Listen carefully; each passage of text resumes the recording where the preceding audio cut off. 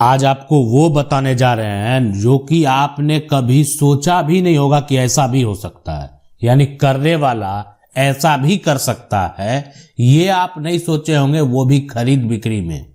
अब खरीद बिक्री और धोखा का यहाँ पर क्या है, यानी क्यों ऐसा किया गया, और अगर ऐसा किया गया तो कैसे किया गया। आदमी जो है सबसे पहले मान लेते हैं प्रॉपर्टी को खरीदता है तो क्या देखता है, रजिस्ट्री का कागज देख लिया, मतलब पूरा कागजात जो है वो देखते हैं। लेकिन यहां पर सब कुछ देखने के बाद भी धोखा हो गया, एक बड़ा धोखा जिससे आपको बचना है। यानी आज ये तरीका जो आपको बता रहे हैं, इस तरीके के बाद अब आप कभी धोखा खाएंगे ही नहीं। यानी आपको पूरा प्रोसेस समझ में आएगा, पैसा देने से पहले ये सब प्रक्रिया जो है वो बेहद जरूरी है। ये वीडियो आप कानून की 99 पर देख रहे हैं, और आपके साथ अगर किसी प्रकार का कोई समस्या है तो आप भी कमेंट में पूछ सकते हैं। अब यहां पर देखें सबसे पहले कि जमीन खरीद बिक्री अक्सर आप देखे होंगे, आप भी अगर कहीं पर खरीदे होंगे, कहीं पर बेचे होंगे, तो क्या होता है कि जब एक यहां पर अब ये कह रहा है कि मुझे अपनी जमीन बेचनी है, तो अब इसके लिए एक आया खरीद करने वाला, है ना। ये यहां पर आप कह सकते हैं ये जो है यहां पर खरीदने वाला है, खरीदने वाला आया। अब खरीदने वाला तो मिल गया, खरीदने वाला बोला ऐसे नहीं पैसा देंगे, तो जमीन देख लिया और ये व्यक्ति जाके दिखा भी दिए, इनको तो अपनी जमीन बेचनी थी तो ये जाकर दिखा दिए किसको, खरीदने वाले को। तो खरीदने वाला जो है ये बोला कि नहीं जमीन तो ठीक है, पैसा भी देंगे, पहले जमीन का रसीद दिखाइए, रसीद आपके नाम से कटता है कि नहीं। ये अपना जमीन का रसीद दिखा दिए। उसके बाद जो है यानी आसपास में पता किया, जमीन पर इन्हीं का कब्जा था, जमीन का रसीद प्राप्त हो गया। उसके बाद बोले यहां पर लैंड का जो पोजीशन सर्टिफिकेट है एलपीसी, है ना, ये एक तरह से साबित इससे होता है कि वर्तमान में अभी उस जमीन पर कौन है, वो भी दिखा दिया। यानी दाखिल खारिज जमीन पर कब्जा एलपीसी। आप जमीन कैसे प्राप्त किए, इनको तो अपना जमीन बेचना है, तो ये पूछ रहे हैं कि आपको कैसे जमीन ये मिला, कहां से लिए थे, पूर्वज की है, दादा परदादा की है, खतियानी जमीन है। तो ये बोले हम भी पैसा देकर किसी से खरीदे थे, ये मेरा रजिस्ट्री का कागज है, सब कुछ तो मिल गया। अब जो है अब आप क्या करेंगे, जमीन को खरीदने के लिए पैसा दे देंगे या उसके बीच का जो भी प्रोसेस होता है एग्रीमेंट करवाएंगे और उस एग्रीमेंट के अनुसार पैसा देंगे। तो ये तो प्रक्रिया है ही, लेकिन यहां पर भी ये सब कुछ देखने के बाद एक यहां पर सबसे बड़ा धोखा आपको जो है खाने को मिल सकता है। और आज के बाद ये धोखा आप नहीं खाएंगे, इसलिए कि अब आपको ये पूरा प्रक्रिया समझ आ जाएगा कि आखिर यहां पर धोखा क्यों खाया गया और कैसे इससे बचना चाहिए। अब यहां पर देखें जमीन का जो विवाद है, मान लेते हैं किसी का भी जमीन का अगर विवाद चलता है, तो अभी यहां पर उतना हर राज्य की अगर बात करें लगभग यहां पर देखा जाए तो ऐसा अपडेट नहीं है कि उसका आप जो है खाता संख्या डालकर या आप कह सकते हैं उस प्लॉट का संख्या डालकर, यानी जो है जमीन पर क्या केस चल रहा है इसका डिटेल आप निकाल लें, ऐसा संभव नहीं है। लेकिन आने वाले समय में ये आपको देखने को मिलेगा, आने वाला जो समय है ना उस पर ये देखने को आपको मिलेगा। यानी कि आप जो है अपने केस को, या आप कह सकते हैं इस पर किसी प्रकार का कोई अगर विवाद चल रहा था, पहले से चल रहा है या किसी प्रकार का विवाद है, इसका इंफॉर्मेशन जानकारी आप प्राप्त कर पाएंगे आसानी से।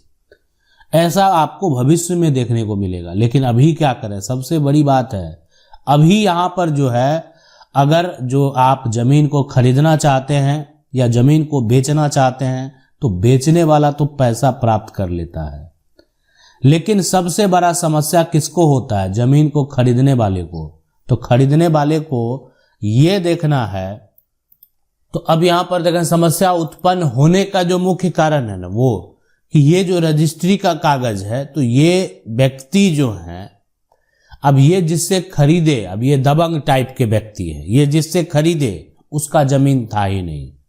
यानी इनका रजिस्ट्री के कागज का जो यहां पर आप देख रहे हैं रजिस्ट्री का कागज, उस पे जो विक्रेता का नाम है, विक्रेता का जो नाम दर्ज है ना, तो उसमें वो उसका जमीन नहीं है, विक्रेता का जमीन नहीं है। ऐसा मामला जो है ना, जब आप सुनेंगे विक्रेता का जो है जमीन नहीं है।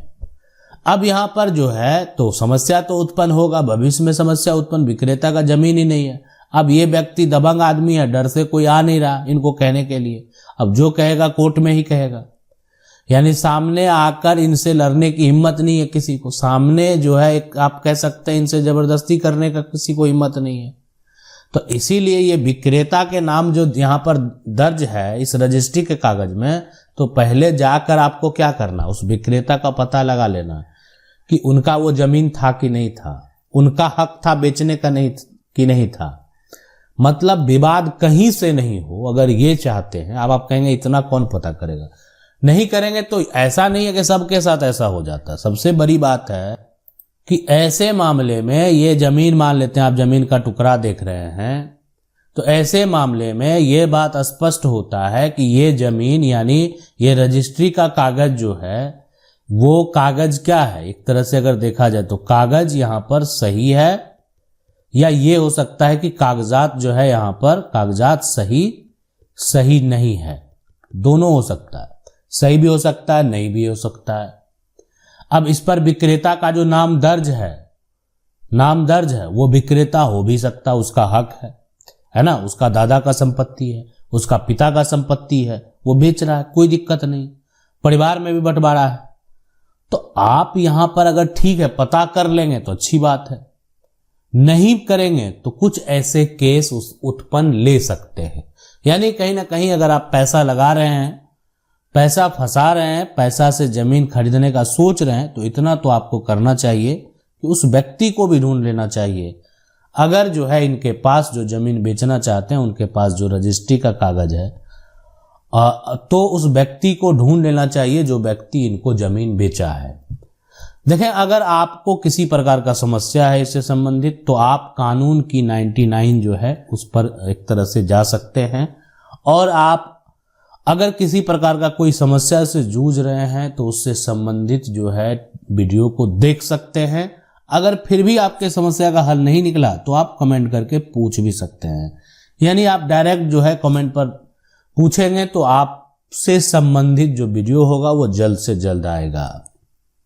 अब सवाल है कि इसके अलावे क्या करना है। यहाँ पर कागजात जो है वो सही है, कागजात सही नहीं है।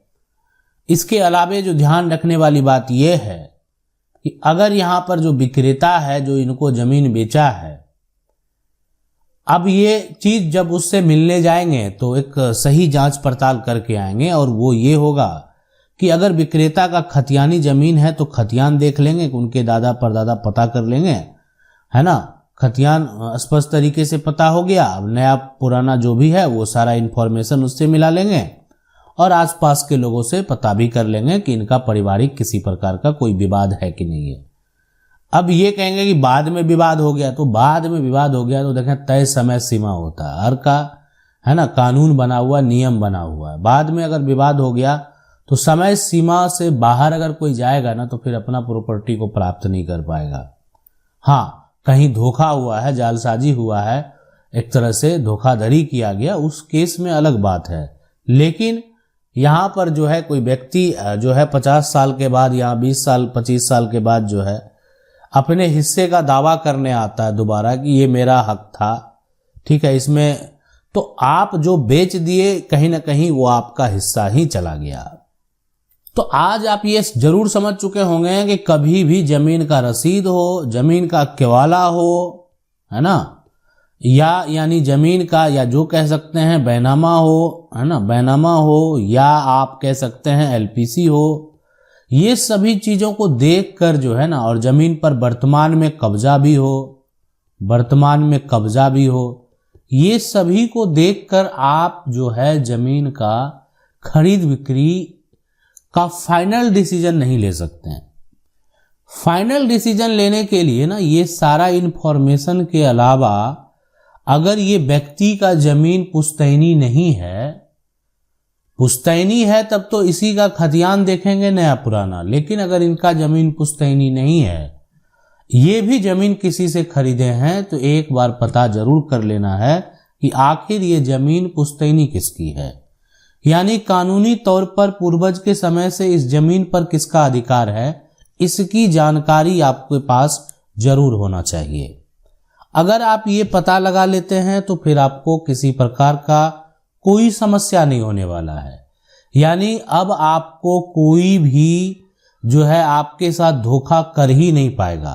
अब आप जो है जमीन को आसानी से खरीद सकते हैं। यानी जमीन का एग्रीमेंट तैयार कर लेंगे और एग्रीमेंट के बाद आप उसको खरीद लेंगे। अगर आपको कानून की 99 का ये वीडियो अच्छा लगा तो वीडियो को लाइक जरूर कर दें। चैनल को पहली बार देख रहे हैं, सब्सक्राइब करके जो बेल आइकन है उसको जरूर दबा लें। मिलते हैं अगले वीडियो में, तब तक के लिए जय हिंद।